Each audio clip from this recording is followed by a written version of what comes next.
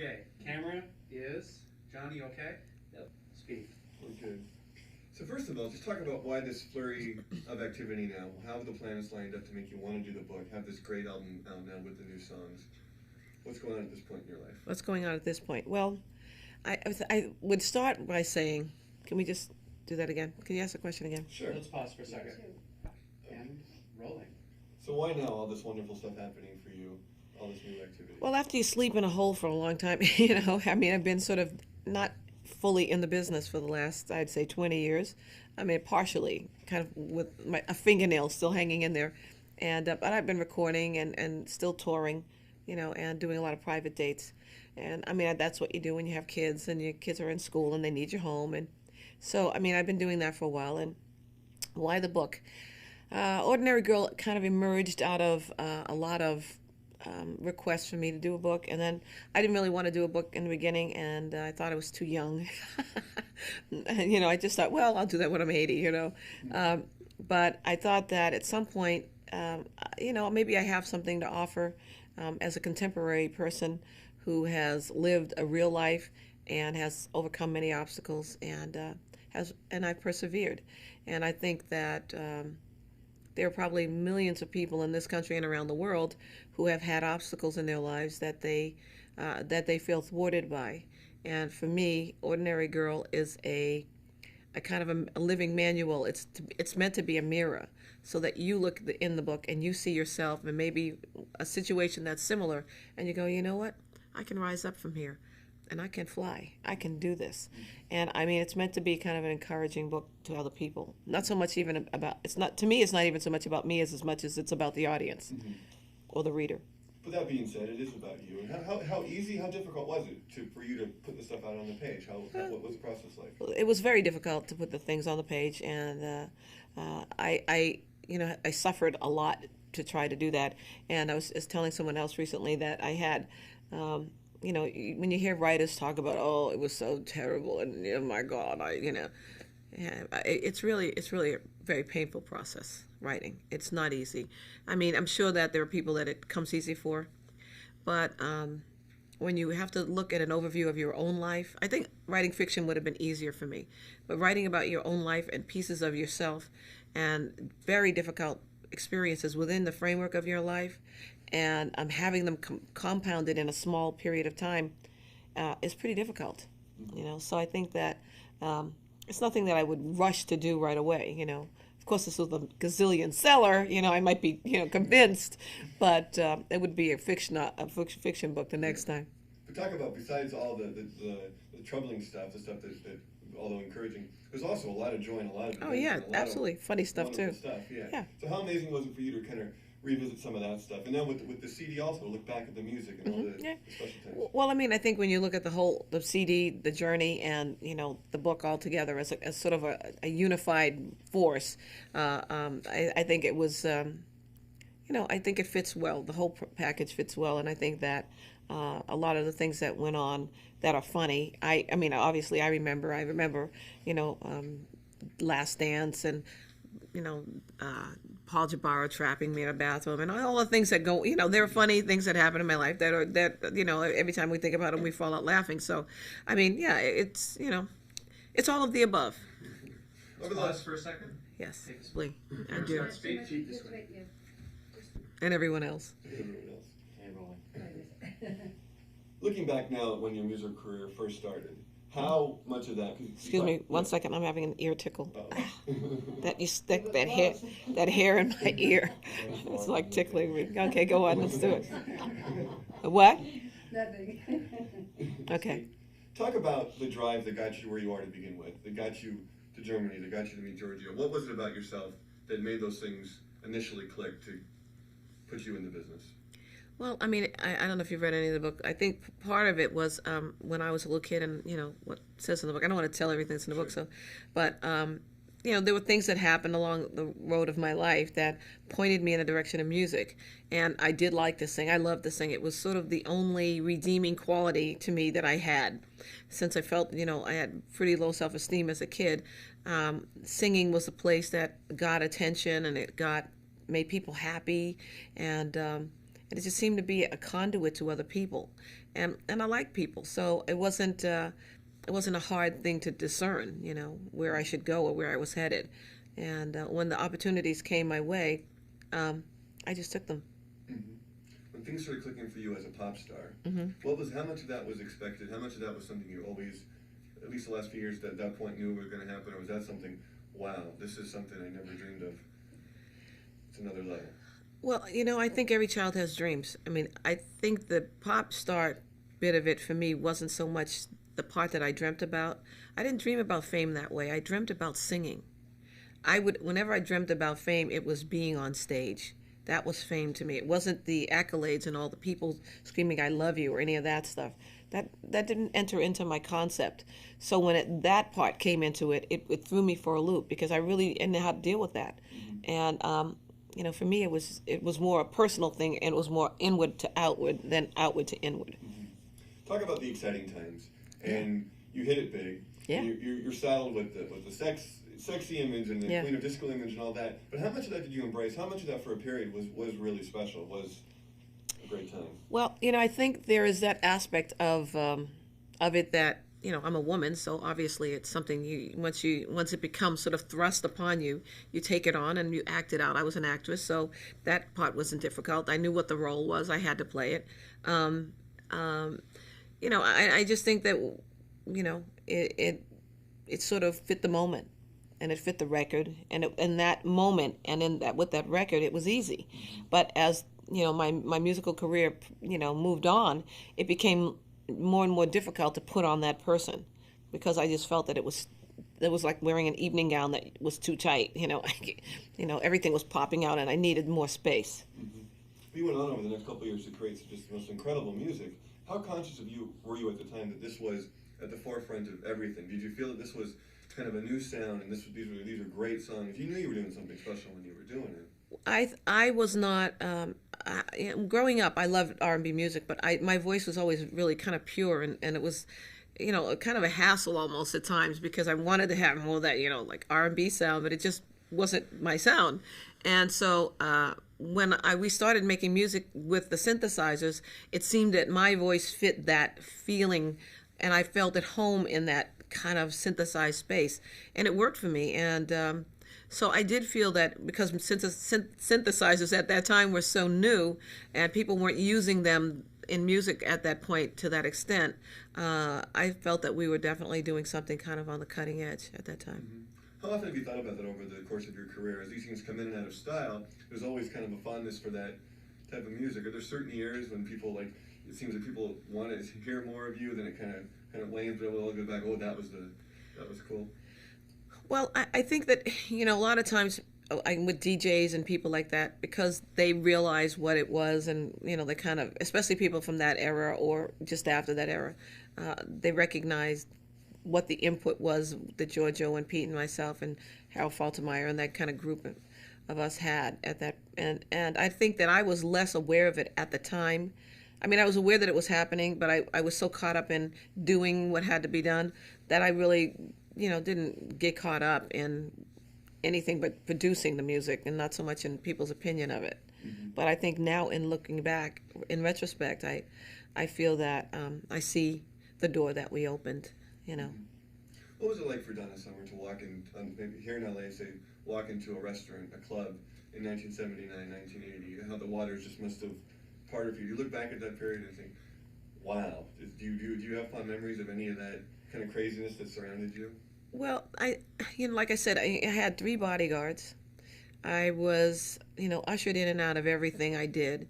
I had very little time for enjoyment. And when I did, I really needed to sleep, because it was like we were on one continual tour back then. And I wonder now how on earth it was that I ever got it done, how I ever did it. But yeah, I mean, when you go in a club and everybody makes room for you, or they prefer you and they give you preferential treatment, and it certainly doesn't hurt, but I don't require it as a human being, that someone does that, and I don't feel demeaned if they don't. I take it with a grain of salt, and I think I pretty much always have. Yeah. Talk about the last 10, 20 years, what you found in family and children and all that, and and just what that means to you at this point in your life.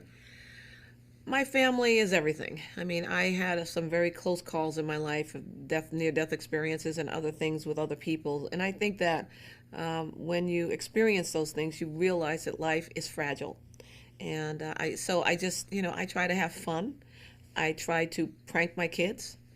I try to, do whatever it is that makes them have memories. I'm kind of a prankster. And I think that would, that's very important. Not to bad pranks, where it's, like that. What is that? Punking. Right. I mean, that's, that could get edgy there. I mean, I wouldn't want to punk somebody that, that might have a heart attack, or something. But I would, I just like to enjoy myself. I mean, life is short enough. And at this stage of the game, I'm in the business. I've decided to go back into the business for the moment anyway, and to pursue whatever that is that I have left in me to pursue, and to leave the legacy that will be left, and to have a good time. Yeah. How much fun is it? How much fun are you having now? You work with Giorgio again. You have the new songs. Talk about what the next few years hold in store for you. I don't know. I literally live day by day. I have the theory that, when you open one door, it sends a draft to the next door and that door opens. So I don't always know which door is going to open. I just know that a door will open, and I don't sort of procrastinate. I let the people around me do that job, and I actually very often won't even let them tell me what's coming, because I like to be in the space I'm in now, like Carlos Castaneda, and I study the Bible, and I try to practice that as much as I can at all times. And I think that the balance of that now in my present career will make a big difference, hopefully for me, in how I deal with a lot of what goes on around me. And it has made me very much more conscious of my purpose and the legacy that I like to leave as a human being. The love and support of your fans, that they've embraced everything you've done, and you know I'll be there for you now. What's that like as an artist at this point in your career, knowing you have this? Invaluable, because I think, excuse me, an artist, having an artist mentality it's not a normal mentality. And I don't say that to make artists sound better or worse than people, but there's a certain mentality of people, a certain temperament that artists have. And you can be up here one day and be down there the next day, and it's really sometimes like a roller coaster ride, and it's not intentional. I think that when you create a lot, you burn off a lot of serotonin in your brain, and as a result of that, your body, you have mood swings, and it's sort of like someone eating a lot of sugar, and it's very similar. And so I think that having people that, your fans or fan base of people who really care about you, and who look beyond, the obvious to the hidden, and who are willing to dig in the obscure, then it makes you feel stabilized as a person. It makes you feel like, well, if I'm less than perfect, I know there's somebody out there who can accept that, who can handle that, and who will support me regardless. And I've had an amazing group of fans all my career, amazing. And I mean, honestly, they've almost become like my family. And so that is an amazing and wonderful thing. I don't mean to say amazing and amazing and amazing. You can cut that. But it is really a wonderful feeling, How ready are you to be out there again performing? Do you have dates planned? Is that something that you are going to do? Well, I probably will tour next year. Once I finish the book, we'll have a couple of different things to do. I have to do the book and that, and then we're going to go to Europe and do the book and that. So there's that whole thing. And then we will be picking up some dates here and there. I'll be doing, what is the thing in New York? KTU, is it? WKTU. WKTU at the, at where? At Madison Square Garden. But it's already sold out. And with Ricky Martin and Mark Anthony. And October 28th. And we will have, and I'll be doing a thing with Bette Midler on the 29th, I believe, in New York, Save the Streets of New York, or Save New York. What's the name? Anybody know the exact name of the charity? I'm not sure. New York Renovation. New York Renovation, that's it. And I'll be working, let me say this all over. I'll be working with Bette on New York Renovation in New York, on October 29th. And we'll be doing a banquet and a concert. And then I'll be going on the road again. And I'm moving. I'm moving to a new house. You're a busy woman. Yeah. I'm reading some of the stuff here, and you mentioned Beck, and kind of, I think of other women that have kind of taken a similar creative road as you, and people talk about you as the ultimate diva, and the queen of this, and goes, how much of that, do you find those labels funny, obviously, or do you like to... Well, I don't think, I don't think the word diva, I think, if let's put it like this, I think of Maria Callas as the ultimate diva. And I think, because I really think with her, the word came into full play. I think with me, it's another story. I would like to think of myself as a diva with a heart, or the queen of hearts. I mean, somebody who really has a heart. And I don't take my divatum or my divaness, to the point of extravagance. I am only extravagant in what I do on stage, but not in how I am with other people. I try to be humble with other people and then to do the diva thing on stage and maintain my own personality at all times. In other words, not go to that other place, right, which we can go to, in terms of your talent, when people say that kind of thing, just in terms of the talent Yeah. that you've kind of, exuded over the years, what does that feel like when people still recognize that you have one of the greatest voices ever in popular music and the songs You're you've flushing me. Well, it's an honor. It's always an honor. I mean, that's nothing I take for granted. Like I said, I believe God gave me the talent. I give him the credit. I thank him for teaching me how to use it. And I can only say that if you're given a gift, you have to use it the way you're supposed to use it and not destroy it. So I work hard at not destroying the gift. And if I'm able to be singing when I'm in my 90s, I'll probably be singing in my 90s. So Wow. that's a blessing. And you touched on this slightly, but just what do you hope your legacy is in terms of popular music, in terms of what you hope your career does for young women starting out? Do you think about that kind of thing? Yeah, I think about it all the time, actually, because I have daughters. I'm always thinking about it. I hope that my life will be an example, good and bad. I mean, I hope that people can look at me and say, you know what, she did that, and I don't think I should do this. And I hope that my life will be a map for somebody else's life. And I hope the foundation that I built on, someone will not have to go tear it down, but they'll be able to build upon the foundation and keep going forward, and not make the same mistakes, but glean from what was done that was right, and that's it, and have a good life. And lastly, we actually just spoke with your daughter, I believe, on the set of the... Oh, you did? You spoke with Brooklyn? Yeah. Oh, great. Yeah. So what's that like for you? Do you give them all your kids specific advice about All show the time. business, or... All the time. And especially Brooklyn, because she's really has decided to pursue it. And, my children are blessed because they've been around show business. They've been around in the business with me since they were babies. They went on the road in buses and trucks, and, they've had, whatever you can have in life. It's, they pretty much had it. So they're not jaded. They're just, so they are jaded, and they don't take things, everything that people get excited about, it doesn't excite them. They're just not excited. They're not impressed with a lot of things, and they're impressed with integrity, and they're impressed with character, and value, true value. And I think they know the difference. And I pray that when they come to Hollywood, and that while they're in Hollywood again, because they were raised here partly, that they will not be impregnated with the falseness of Hollywood, but they will bring something unique and powerful back to Hollywood that is slowly leaving, and that is they're staying true to themselves, and be an example. Yeah. Well, you're a great role model. Thank you. Yeah, very well done. You too. Thank you. Take a stop.